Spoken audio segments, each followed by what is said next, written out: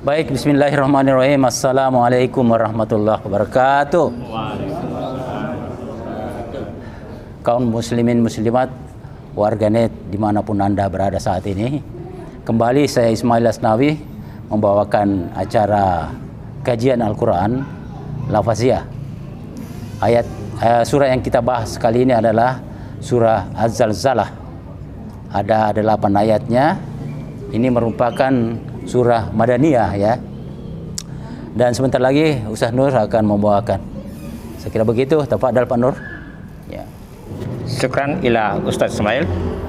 Assalamualaikum warahmatullahi wabarakatuh. Waalaikumsalam warahmatullahi wabarakatuh. Alhamdulillah alladzi khalaqal insana bi ahsani taqwim. Allahumma shalli ala Muhammad wa ala ali Muhammad. Bapak-bapak, saudara sekalian, kita akan membahas surat Zalzalah. Bismillahirrahmanirrahim. Idza zulzilatil ardu zilzalaha wa akhrajatil ardu athqalaha wa qala al insanu ma laha yawma idzin تحدث أخبارها بأن ربك أوحى لها يومئذ يصدر الناس أشتاتا ليروا أعمالهم فمن يعمل مثقال ذرة خيرا يره ومن يعمل مثقال ذرة شرا يره. Surah ini dimulai dengan Bismillahirrahmanirrahim. Iza zulzilatil ardu zilzalaha. Dimulai dengan kata iza. Itu bermakna apabila. Jadi iza kata yang menunjukkan waktu. Ya. Apabila zulzilati dari kata dasar zalzalah, artinya bergoncang. Nah, di sini ada dhammah yang menunjukkan bentuk pasif. Jadi jika digoncangkan al-ardu. Jadi kalau kita terjemahkan, karena dalam bahasa Arab ya kebanyakan itu kata kerja duluan baru subjek. Jadi di sini kalau kita terjemahkan tentu kita balik. Jika bumi digoncangkan. Iza zulzilatil ardu, jika bumi digoncangkan, kemudian zilzalaha. Zilzalaha itu merupakan keterangan dan juga bisa dimaknai dengan kata benda. Nah, kalau bentuknya demikian itu bermakna penekanan. Jadi 2 kali dipakai zalzala. 1 kali kata kerja bermakna digoncangkan, kata kerja pasif, dan 1 kali zilzalah, goncangannya. Nah, kalau berbentuk demikian berarti jika bumi digoncangkan dengan goncangan yang dahsyat ini. Jadi ini menunjukkan suatu yang hebat jika ada bentuknya demikian. Ya, digoncangkan goncangan itu dengan sangat hebat. Nah, ini berkaitan dengan kiamat kubra. Tetapi ada juga kiamat kecil. Ya, kiamat sugra itu menjelang di saat maut itu bergoncang itu tubuhnya. Sebagaimana pengalaman kita lihat orang-orang yang sakra itu bergoncang tubuhnya. Jadi itu ya, itu kiamat sugra, ini kiamat kubra besar. Kemudian dilanjutkan akhrajin dari kata kharaja, keluar, memakai alif ya, menunjukkan mengeluarkan. Jadi kharaja keluar, akhraja mengeluarkan. Nah, memakai ta marbuta di sini karena bumi itu digolongkan sebagai muannas. Ya. Ya. Jadi jika wa akhraja dan bumi mengeluarkan asqalaha, bebannya, isinya. Kita ketahui bahwa bumi itu, di tengah bumi ini ada kan gas yang panas ya. Nah, itu nanti itu akan keluar, terbongkarlah bumi ini. Selama ini kan hanya pada bagian-bagian gunung berapi apa. Nanti ini seluruhnya ini. Jadi betul-betul bumi ini tergoncang dan mengeluarkan beban-bebannya, magma itu yang ada di dalam perut bumi. Jadi satu peristiwa yang hebat. Tapi mudah-mudahan insya Allah kita tidak alami lagi ya, insya Allah itu. Kecuali kiamat sugra ya akan kita alami ini ya. Tapi siapa tahu terjadi besok atau lusa kiamat ya. Hanya Allah yang tahu itu. Wa qalal insanu dan qala, berkatalah manusia ya, malaha, ma itu apa, laha bagi bumi ini. Jadi sama ini diartikan ada apa ya, ada apa ya. Jadi ada apa ini, manusia pada bertanya. Saya ingat ini ada bosnya, saya punya istri dulu orang Inggris ya. Kalau dia bertanya bukan dia bilang ada apa, tapi apa ada. Saya pikir ya mulai dari apa dulu ya. Jadi dia belajar bahasa Indonesia dan diberikan apa ada, bukan ada apa. Tapi karena bahasa itu kesepakatan ya gitu, ada apa ini begitu juga ya. Jadi bertanya malaha, apa baginya bumi ini, artinya apa yang terjadi dengan bumi ini. Manusia bertanya saat itu ya. Yauma izin dari kata yauma.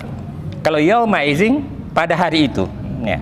Yauma izin tuhaddisu, bercerita atau menyampaikan, dari kata hadasa. Hadasa itu adalah cerita, bisa juga dimaknai dengan peristiwa. Jadi kalau hadis Rasulullah, cerita-cerita Nabi atau peristiwa-peristiwa yang dialami Nabi yang menjadi bahan pelajaran ya. Jadi kata itu, dari kata hadasa. Tuhaddisu pada hari itu, tuhaddisu akhbaraha. Khabar itu ini menunjuk bumi ya. Jadi pada hari itu bumi menyampaikan kabarnya. Ya, menyampaikan kabarnya. Dengan anna bahwa, bahwasanya ya, Rabbaka, Tuhan, Rabbah, Tuhankah kamu, Tuhanmu, Rabbaka auha, mewahyukan, memerintahkan bumi. Jadi terjadi itu karena atas perintah Allah. Jadi kata aha ini dipakai untuk benda mati sebagai suatu perintah hukum alam, sunnatullah. Kalau rasul itu wahyu. Tapi ini dipakai juga untuk binatang, insting itu ya, jadi insting dipakai aha juga. Jadi Allah juga mewahyukan kepada binatang-binatang melalui instingnya ya. Bahkan kalau manusia biasa itu bisa dimaknai dengan inspirasi, seperti yang terjadi pada ibunda Nabi Musa. Jadi idenya itu Nabi Musa dihanyutkan di air agar dia hanyut menuju istana. Itu sebenarnya inspirasi inspirasi ibunya Musa. Tapi itu wahyu dalam arti inspirasi, karena dia bukan rasul. Jadi ide yang berasal dari Allah sebenarnya, petunjuk itu. Ya, karena dia pakai ahwa juga.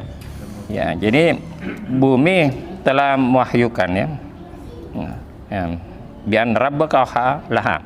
Jadi bumi afwan. Jadi Allah telah mewahyukan kepada bumi untuk terjadinya peristiwa itu. Yauma izin pada hari itu yasdurun nasu. Jadi orang-orang itu keluar bangkit tentu dari kuburnya. Ya. Yasdurun nasu astatah, berkelompok. Ya. Jadi kelompoknya ini bisa bangkit dimaknai sudah ada tanda-tanda identifikasi. Ini calon penghuni surga, ini calon penghuni neraka, atau ini yang berbahagia, ini yang susah. Jadi ada kelompok-kelompok. Ya. Mungkin di situ pemaknaan kelompok-kelompok. Untuk apa? Untuk yurau a'malahum, untuk memperlihatkan hasil pekerjaannya. A'mala itu pekerjaan, lahum bagi mereka. Jadi amal itu pekerjaan, pahala imbalan. Jadi kadang-kadang ada yang mencampur-campurkan antara amal dan pahala. Banyak amalnya itu, memang mungkin banyak amalnya, banyak aktivitasnya, tapi belum tentu banyak pahalanya. Innal malu bin niat, karena pahala itu tergantung daripada niat. Ya. Jadi manusia pada saat itu diperlihatkan apa-apa yang telepati. Artinya rekaman itu. Ya, sekarang saja CCTV bisa merekam, apalagi malaikat di kiri kanan kita pasti lebih canggih daripada itu. Ya, maklum. Paman, maka man siapa? Kata penghubung ini man di sini. Paman ya'mal, nah, jadi barang siapa ia mengerjakan atau ia melakukan miskala ini semisal, ya, ibarat miskala zarratin, semisal atom atau zarrah, ya, zarrah atau atom. Jadi artinya sekecil partikel sekecil apapun. Jadi pekerjaan sekecil apapun, skala zarratin khairayyarah, yang baik dia akan lihat, ya. Dia akan lihat. Waman, dan siapa ya'mal mengerjakan misqala, sesuatu sebesar zarrah atau sebesar atom, sarrah keburukan, yarahu, dia akan melihatnya. Jadi tentu saja dalam hal ini segala aktivitas kita akan terekam dalam satu kitab. Kitab itu sebenarnya dari kata kataba. Artinya kataba itu menetapkan, mengabadikan. Nah, itu bisa dimaknai mewajibkan. Jadi puasa itu ditetapkan. Tapi dimaknai dengan kitab. Kitab itu adalah yang mencatat segala aktivitas kita. Jadi bisa saja ini berupa suatu rekaman super canggih, video super canggih yang terekam gambar-gambarnya. Di saat itulah tangan dan kaki bicara. Saya termasuk orang yang sulit mempercayai dulu ketika Ustadz bicara dan kakinya bicara, tangannya bicara. Tapi setelah saya kerja di televisi, saya bilang, oh iya, tangan bicara, tangan itu memperlihatkan tangan bicara. Itu sebagian pemahaman tentang melihat, ya. Jadi bisa saja ini berupa rekaman atau suatu pembuktian di yaumil akhir. Yang tekniknya mungkin agak sulit kita jelaskan, tetapi faktanya demikian, bahwa kita lihat, ya, hasil-hasil pekerjaan sekecil apapun. Karena memang asbabun nuzulnya ini awalnya kan mereka bilang ini yang kecil-kecil tidak dicatat, dosa besar saja, dosa kecil saja. Turunlah penjelasan ini, Bang, sekecil apapun semua akan dilihat. Saya kira itu Pak Ismail, penjelasan atau pemanaan secara lafaziyah, dan kita bisa kaji lebih lanjut untuk memperluas pemahaman kita tentang firman Allah ini. Syukran katsira. Assalamualaikum warahmatullahi wabarakatuh.